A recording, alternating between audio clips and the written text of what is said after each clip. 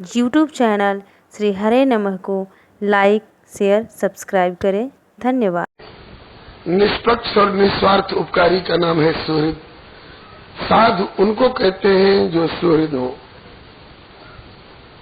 वे चाहे घर में रहने वाले हो, जंगल में रहने वाले हो, कपड़े पहनने वाले हो, चाहे कौपीनवंता खल भाग्यवंता हो। श्री रघुनाथ जी ने तो श्रीमद् वाल्मीकि रामायण में कहा है, साधुआ खल दृश्यन्ते तिर्यक जोनि गतेष्वपि। साधु पशु पक्षियों की योनि में भी होते हैं। लक्ष्मण जो जिस जटायु ने जानकी के रक्षार्थ अपने पंख कटवा करके अपने प्राणों का उत्सर्ग कर दिया, जटायु परम साधु है। साधुए हैं जो सहनशील होते हैं, साधुए हैं जिनमें करुणा दया होती है, साधुए हैं जिनमें निस्वार्थ और निष्पक्ष उपकार की भावना होती है। तितिक्षव कारुणिका सुहृद सर्वदेहि नाम अजात शत्रुव। ऐसे साधु का कोई शत्रु नहीं होता है। अपनी तरफ से कोई शत्रु माने इनको, लेकिन ये अपनी तरफ से किसी को अपना शत्रु नहीं मानते। अजात शत्रु, शांता, हर हालत में शांत रहते हैं। जैसे राम जी को खबर मिली कि कल आपको राजगद्दी मिलेगी, तो खुशी के मारे फूल नहीं गए कि जीत गया भाई, जीत गया, ठेला वाला जीत गया। और दूसरे दिन खबर मिली कि राजगद्दी के हाल हो गए, कुर्ता धोती भी उतार के धर दो, 14 बरस जाके जंगल में भटको, तो सिकुड़ नहीं गए कि हाय मैं मर गया, आत्महत्या कर। दोनों स्थिति में सदा एक रस। अजात शत्रु, शांता, शांत रहते हैं। साधव दूसरों का काम साध देते हैं। बिगड़ रहा हो किसी का काम तो उसको साध देते हैं, बना देते हैं, बिगड़ने नहीं देते। उसका नाम साधु है। ऐसे लोगों को साधु समाज अपना भूषण समझता है। ऐसे साधु न हो तो साधु समाज खोखला माना जाएगा। साधु साधुभूषण मई अनन्य भावेन भक्ति कुर्वन्ति यदि। अनन्य भाव से मेरी भक्ति करते हैं दृढ़ता पूर्वक, और मेरी कथाओं का श्रवण करते हैं, मेरे लिए अपने प्राणों का भी मोह परित्याग करके मेरी सेवा करते हैं। ऐसे लोगों को साधु कहा जाता है। माता जी कभी मौका मिले, भगवान सामने खड़े हो, बोलो देवी क्या चाहती हो, तो यही मांगना चाहिए, संगस्ते स्वथते प्रार्थ्य। ऐसे संतों का संग हमको मिले भगवान। भगवान शंकर भी याचना करते हैं कि बार बार वरमांग वर्षदेव श्रीरंग पद सरोज अनपायनी भक्ति और सदा सत्संग। ऐसे सत्पुरुषों का संग क्यों? बोले स्वयं छूटे हुए होते हैं बंधन से, आमता और ममता के बंधन से स्वयं छूटे हुए होते हैं, और औरों को भी छुड़ा देने की सामर्थ्य इनमें होती है। ऐसे संतों का संग होता है तो क्या मिलेगा? बोले सताम प्रसंगान मम वीर संविदो भवन तीर्थ कर्ण रसायना कथा तज्जोषणादा स्ववर्ग वर्तमनि श्रद्धा रतिर्भक्तिरनुक्रमिष्यति। ऐसे संतों का संग मिलने से कथा सुनने को मिलती है। कथा कानों के माध्यम से हृदय में जैसे जैसे जाती है, हृदय को साफ करती जाती है अंतःकरण शुद्ध हो जाने से, और क्रम क्रम से श्रद्धा रति और भक्ति का विकास होता है। और भक्ति की प्राप्ति के बाद फिर कुछ बाकी नहीं रह जाता है। काचित सही उचिता भक्ति कीदृशी मम गोचरा यथा पदम ते यया पदम ते निर्वाण मंजसान वाष्णवा अहम। माता देवहूति जी भक्ति का प्रकार पूछ रही हैं। श्री कपिल देव भगवान कहते हैं कि माता जी भक्ति तो प्राय सभी लोग किसी न किसी प्रकार से करते हैं। कोई अपने शरीर की भक्ति करते हैं, कोई स्त्री की, कोई बच्चे की, कोई देवी देवताओं की, कोई ग्रह नक्षत्रों की, कोई भूत प्रेतों की। अमुक की आराधना करने से अमुक रिद्धि अमुक सिद्धि मिल जाएगी, लेकिन इधर उधर की भक्ति जो है वो श्रेयस्करी नहीं होती है। भगवती किसकी हो? बोले कि भागवती भक्ति हो, भगवान की भक्ति हो, और वो भी अनिमित्ता भक्ति हो, बिना स्वार्थ की भक्ति हो। तो अनिमित्ता भागवती भक्ति सिद्धेर गरीयसी, बड़े बड़े रिद्धि सिद्धियों से भी ये ऐसी भक्ति श्रेष्ठ मानी जाती है। जो भगवान के प्रति की जाए और बिना स्वार्थ के की जाए। जैसे हनुमान जी बिना स्वार्थ की भक्ति करते हैं, आज तक कुछ मांगा ही नहीं भगवान से, श्री हरे नमः। और ऐसी भक्ति जिनको प्राप्त हो जाती है, नैकात्मता में स्पृहंत के चित्त, वो तो एकात्मता अर्थात मुझमें साजुज्य लीन हो जाना भी पसंद नहीं करते हैं। ताते मुनि हरि लीन न भयऊ, क्योंकि प्रथम ही भेद भगति भर लयऊ। और हे माता जी, सच पूछिए तो इस भूतल में जन्म पाने का, भूतल में भी मनुष्य शरीर पाने का चरम फल यही है। एतावानेव लोकेस्मिन् पुंसाम निःश्रेयसोदय तीव्रेण भक्ति योगेन मनोमयि अर्पितम स्थिरम। तीव्र भक्ति योग के द्वारा मन को मुझ में दृढ़ता पूर्वक अर्पित कर दे, स्थिर कर दे। इसको निःश्रेयसोदय कहते हैं, माने परम कल्याण का अभ्युदय हुआ। आजकल जिनके पास संपत्ति बहुत हो जाती है, कहते हैं बैंक में जमा कर दो, नहीं तो कहीं डाका न पड़ जाए। बैंक में भी वो कहते हैं कि लॉकर में जमा करो, सुरक्षित रहेगा, विशेष सुरक्षा रहती है वहाँ। ठाकुर जी कहते हैं कि अगर अपनी सुरक्षा चाहते हो तो बैंक और लॉकर से भी बढ़कर के सुरक्षा देने वाला मैं हूँ। अपने मन और अपनी बुद्धि को मुझ में जमा करो। गीता जी में भगवान इसी बात को अर्जुन से कहते हैं, मयि एव मन आधत्स्व मयि बुद्धिम निवेशय निवसिष्यसि मयि एव अतोर्ध्वं न संशयः। इसके बाद माता जी की जिज्ञासा पर ये जैसे जैसे सृष्टि का प्रादुर्भाव हुआ है, कल भी आप लोग 2-3 बार सुन चुके हैं, आदि पुरुष अविनाशी भगवान से मूल प्रकृति से महत्त्व, आज विशेष करके इसका वर्णन किया गया है। प्रातःकालीन बैठक में आदि पुरुष अविनाशी भगवान से मूल प्रकृति से महत्त्व से अहंकार तत्व, इसके 3 टुकड़े, वैकारिक तेजस और तामस, सात्विक अहंकार से मनस तत्व इंद्रियाधिष्ठात्र देवता, राजसिक अहंकार से पंच कर्मेंद्री पंच ज्ञानेन्द्री, तामसिक अहंकार से पंच महाभूत पंच तन्मात्रा, गगन समीर अनल जल धरणी एवं शब्द स्पर्श रूप रसगंध इत्यादि का प्रादुर्भाव, और कैसे कैसे भगवान ने इस ब्रह्मांड का सृजन किया, ये आप प्रातःकालीन बैठक में सुन चुके हैं। माता जी की जिज्ञासा से ये सारी बातें श्री कपिल देव भगवान ने भी बताई।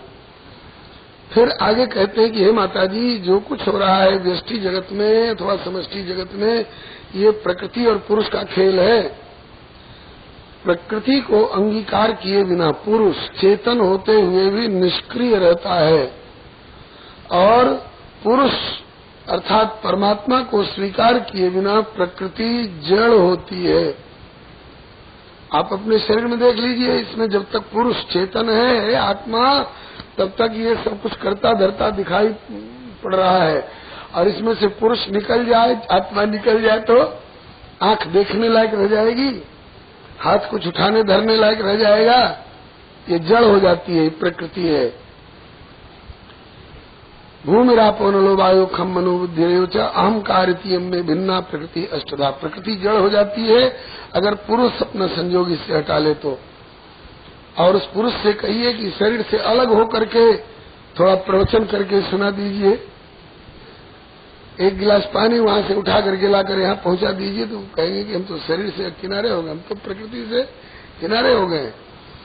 तो प्रकृति को अंगीकार किए बिना पुरुष चेतन होते हुए भी निष्क्रिय रहता है, और प्रकृति पुरुष को अंगीकार किए बिना प्रकृति जड़ होती है, और प्रकृति और पुरुष दोनों मिल करके व्यष्टि रूप में शरीर का और समष्टि रूप में संसार का संचालन करते हैं।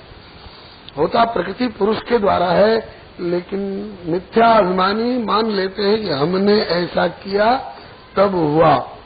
ये वर्षा हमारे करने से हो रही है, सूरज का उदय हमारे करने से हो रहा है, नहीं, ये प्रकृति और पुरुष के द्वारा स्वाभाविक हुआ करता है। एक बार बिहार में अकाल पड़ा, लगा कि लोग दाना दाना के बिना मर जाएंगे।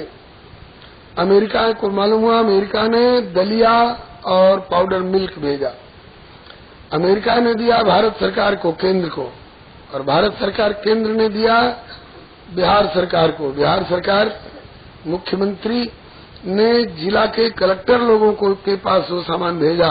कलेक्टर लोगों ने हर स्कूल में भेजा और स्कूल के मास्टर साहब लोग उस पाउडर मिल्क से दूध तैयार करा कर खोला खोला करके उसमें दलिया डालकर तस्मई खीर बना बना करके विद्यार्थियों को भर भर पेट रोज खिलाते रहे महीनों तक। अगर कोई मास्टर साहब को धन्यवाद दे कि मास्टर साहब आप बड़े उदार हो, हजारों बच्चों को रोज तस्मई खिला रहे हो जबकि अकाल पीड़ित जन समुदाय भूखे तड़प रहा है, आपको धन्यवाद। और वे मास्टर साहब मुझ पर ताव दे कि सचमुच में हम बड़े उदार हैं। मास्टर साहब अपने बाप के घर से दे रहे हैं। मास्टर साहब को कलेक्टर साहब ने दिया है, कलेक्टर साहब मुझ पर ताव दे सकते हैं? नहीं, उनको भी मुख्यमंत्री ने दिया है। मुख्यमंत्री जी मुझ पर ताव दे सकते हैं? बोले नहीं, उनको भी प्रधानमंत्री राष्ट्रपति ने दिया है। राष्ट्रपति प्रधानमंत्री मुझ पर ताव दे सकते हैं? बोले नहीं, उनको भी अमेरिका ने दिया है। अमेरिका मुझ पर ताव दे सकता है कि हमने दिया? बोले नहीं, अमेरिका को भी अगर भगवान ने जमीन नहीं दी होती और बीज नहीं दिया होता, वर्षा नहीं दी होती, सूर्य चंद्रमा की किरणें नहीं दी होती तो अमेरिका के बाप का भी मजाल नहीं जो कुछ पैदा कर लेता। मतलब कि पान लेने वाली सृष्टि सब और देने वाला एक, वही एक हो दृष्टि में तो साचो यही विवेक। सबका दाता है वो, सबका मालिक है वो, दर बदर आने जाने से क्या फायदा। दाता है वो, दर बदर आने जाने से बेतलब देने वाले ने सब कुछ दिया, फिर सदाएं लगाने से क्या फायदा। बेतलब देने वाले ने सब कुछ दिया, फिर सदाएं लगाने से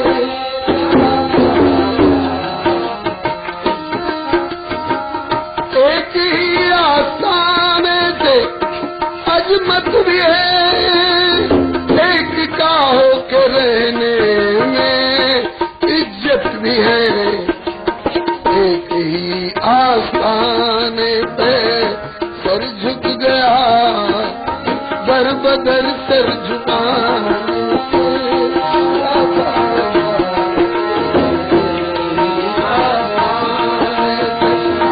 सर झुक गया, दर बदर सर झुकाने।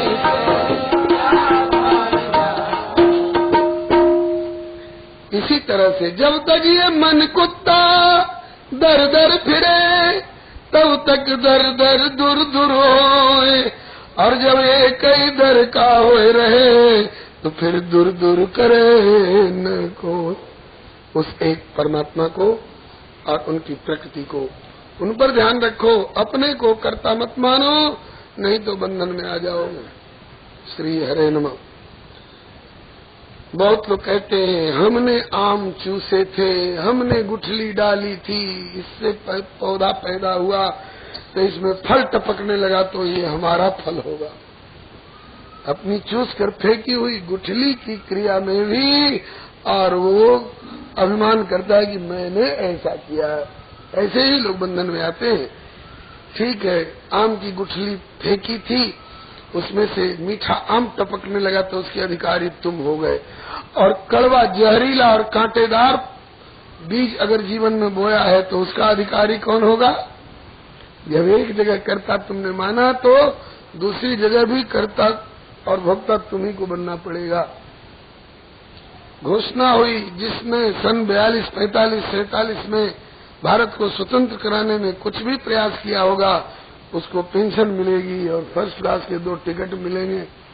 तो लोग स्वतंत्रता संग्राम सेनानीपन का टिकट बनवाने लग गए।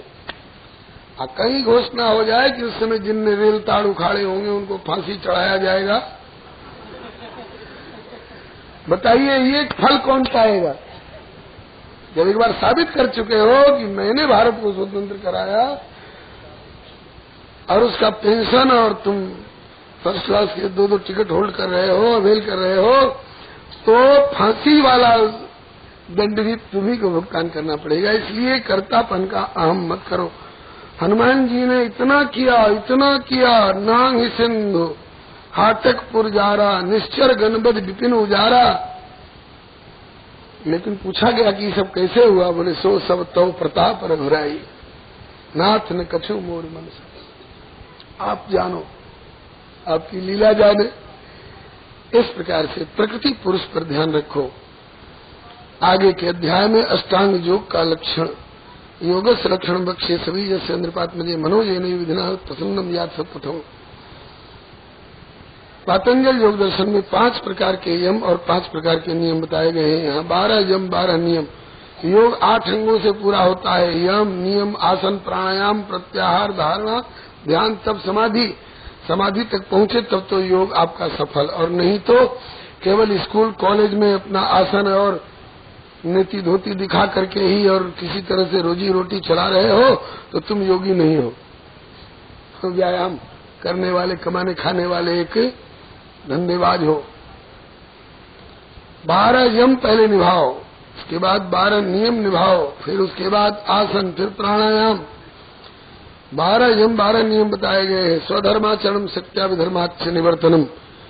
अपने धर्म का पालन करो। तुम्हारा ब्राह्मण के घर में जन्म हुआ है तो तुम मांस बेचने और जूता बेचने का काम मत करो।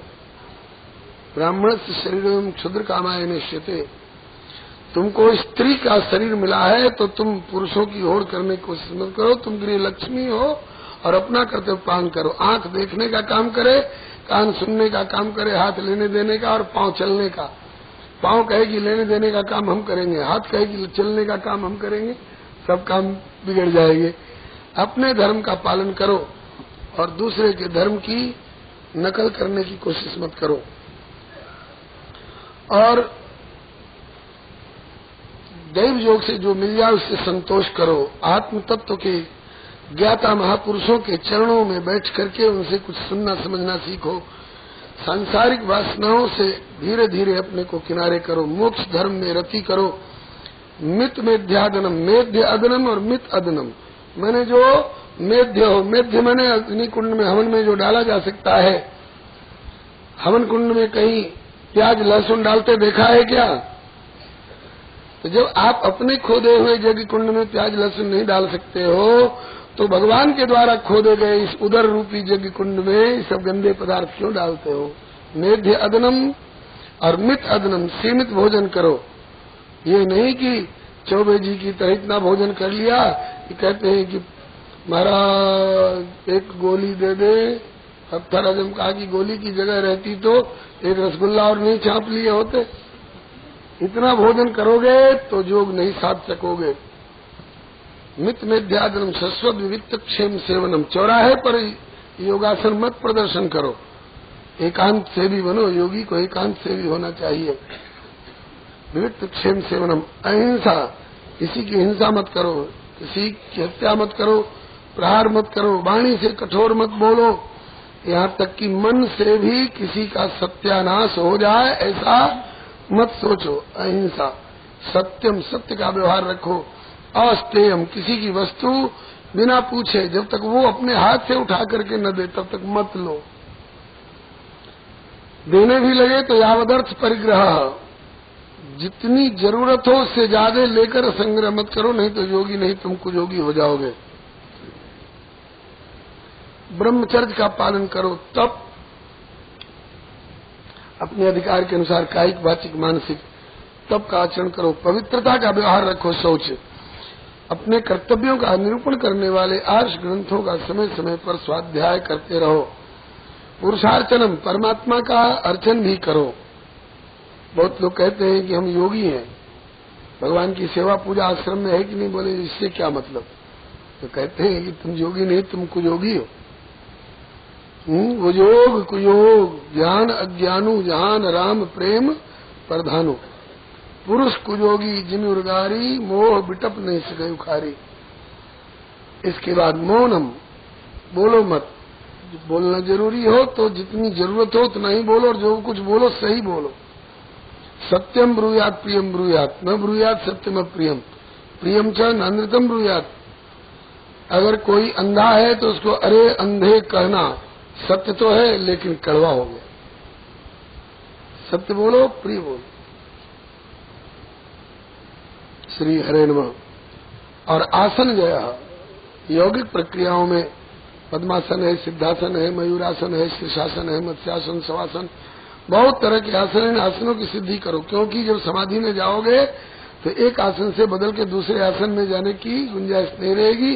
इसलिए एक एक आसन पर बहुत देर तक विराजने की इसका अभ्यास करो। आसन के बाद फिर प्राणायाम, पूरक, कुंभक और रेचक इत्यादि क्रियाओं के द्वारा अपने प्राण वायु को वश में करो। इससे आयु भी बढ़ जाती है। बहुतों का मत है कि दिन की गिनती से आयु मिली है, और योगियों का मत है कि श्वास की गिनती से आयु मिली है। अगर जल्दी जल्दी हम यूं करके श्वास जल्दी यदि निकालेंगे तो जल्दी हमारी मृत्यु होगी। और उन श्वासों को यदि प्राणायाम के कुंभक में ठहरा करके काफी देर तक श्वास लेना हम रोके रहेंगे तो हमारी बाकी श्वासाएं अभी कायम रहेंगी। इस तरह से योगियों की आयु पता लगता है। अमुक महापुरुष 150 वर्ष, अमुक 300 वर्ष के हो रहे हैं। तो ये प्राणायाम की प्रक्रिया से अपने प्राण वायु को जीतिए। और फिर इसके बाद प्रत्याहार चंद्रियाणम विषयान मन सारदे। मन अगर सिनेमा की ओर दौड़ रहा है, मन कढ़ी पकौड़ी की ओर दौड़ रहा है, मन संसारी शब्द स्पर्श रूप रसगंध की ओर दौड़ रहा है, तो मन को बांध लगाइए, नहीं उधर नहीं जाना है। कायदे से युक्ताहार विहार से, युक्त चेष्ट से, कर्म से, युक्त स्वप्नावबोध से योगो बहुत दुखा।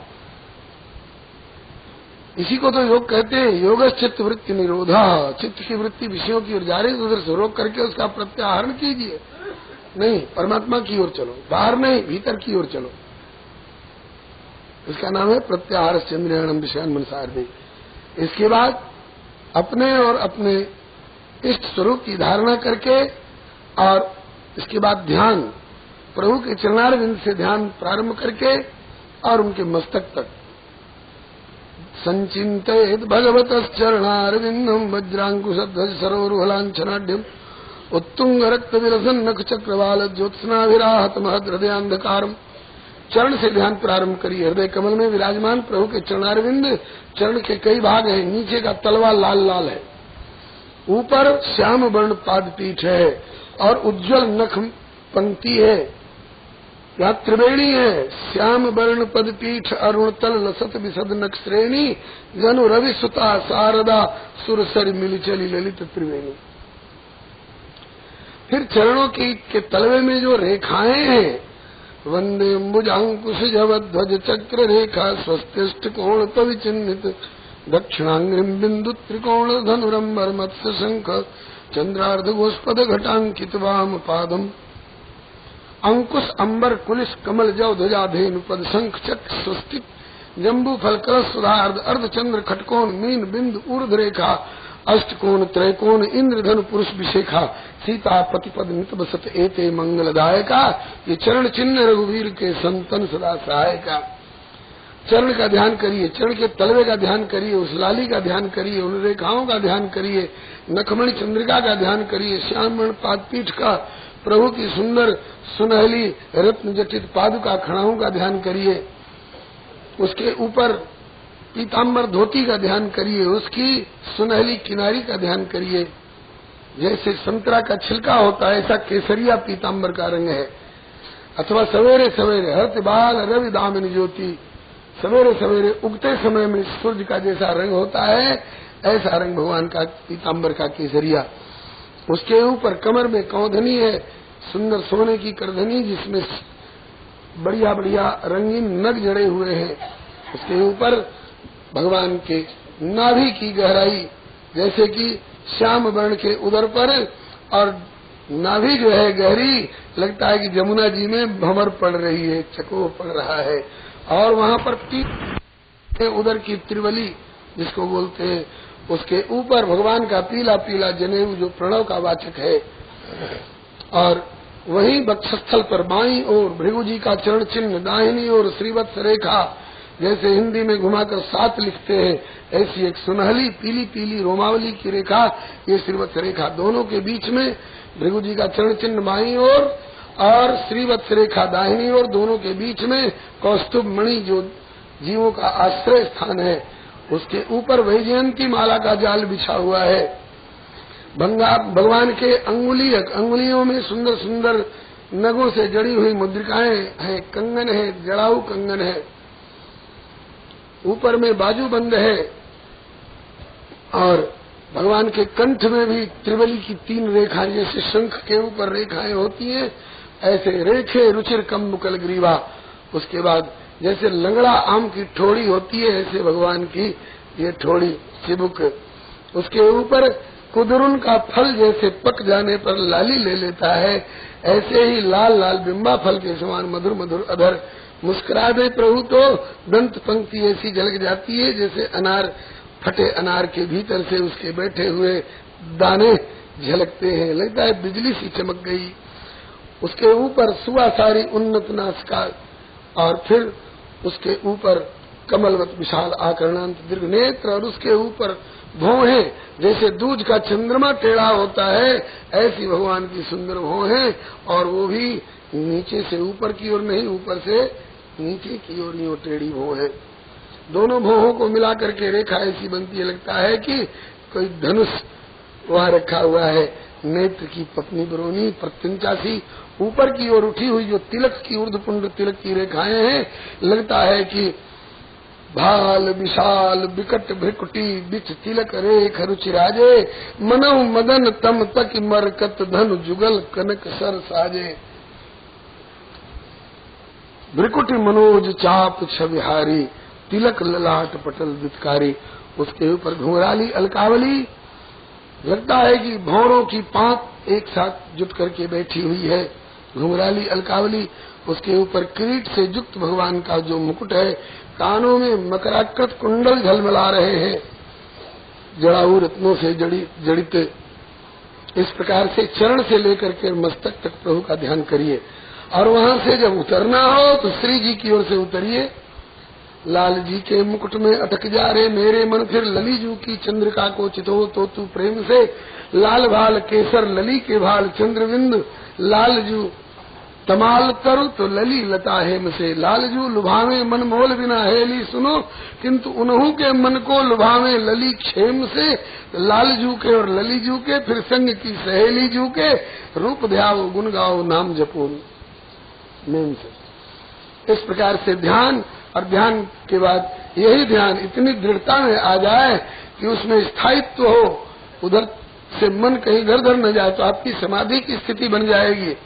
आप जागृत से उठ करके स्वप्न, स्वप्न से उठ करके सुषुप्ति, सुषुप्ति से भी उठ करके और समाधि में आप पहुंच जाएंगे। फिर आगे माता जी जिज्ञासा करती हैं कि भगवान आपने सांख्य का भी वर्णन किया, प्रकृति पुरुष का विवेक और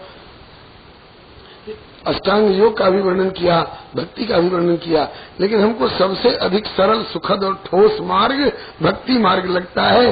इसलिए भक्ति की और विस्तृत व्याख्या करिए।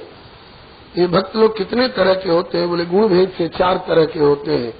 तमोगुणी भक्त जो किसी को नीचा दिखाने के लिए भक्ति कर रहे हैं। हाँ, इस बार के दशहरा के उत्सव में हमने अपनी देवी मैया की खूब सजावट करी, लेकिन लोगों ने कहा कि उनके यहाँ बहुत ज्यादा सजावट हुई है उनके यहाँ, हमारे यहाँ तो फुल बंगला में 5,000 रुपया ही खर्च हुआ। सुना है कि उन्होंने 1.5 लाख रुपया फुल बंगला में किया है खर्च। तो कहते हैं कि अच्छा, तो अगले सीजन में हम वो खर्च करेंगे कि उनको और उनके ठाकुर जी को डाउन कर देंगे। अरे राम, तो किसी को डाउन कर देने की भावना से अगर आप कर रहे हैं तो ये तमोगुणी भाव वाला भगत कहलाएगा। किसी को डाउन कर देने की नियत से तो नहीं, लेकिन हमको ये मिल जाए, हमको वो मिल जाए, धन मिल जाए, पुत्र मिल जाए, पद मिल जाए, प्रतिष्ठा मिल जाए, इस भाव से जो करता है वो रजोगुणी भगत है। और जो इससे भी ऊपर उठ करके हमको ये सब नहीं चाहिए, हमको तो हे प्रभु हमको मुक्ति दे दो, तो कहते ये सप्तगुणी प्रकृति का भक्त है ये।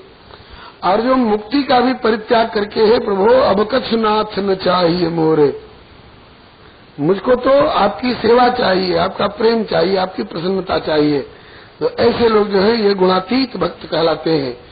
श्री कपिल देव भगवान कहते हैं गुणातीत भक्तों को तो मैं सामने खड़ा होकर के कहता हूँ कि सालोक्य ले लो, साष्टी ले लो, सामीप्य ले लो, साजुज्य ले लो, तो दीयमानम न गृह्णन्ति विनामत सेवनम जना, कहा सुंडी मांग बर अति प्रसन्न मोहिजान, अणमादिक सिद्धि परिधि मोक्ष सकल सुखान, ज्ञान विवेक विरत विज्ञाना मुनि दुर्लभ गुण जय जगनाना, आज देव सब संशय नाही, मांग तो भाव मन माही। तो कहते हैं कि ये सब घास ले लो, भूसा ले लो, कोयला ले लो, पत्थर ले लो, ईंट ले लो, और ये सब लेकर के हम क्या करेंगे? देना हो तो अविरल भगत विशुद्ध तव स्तुति पुराण जाएगा।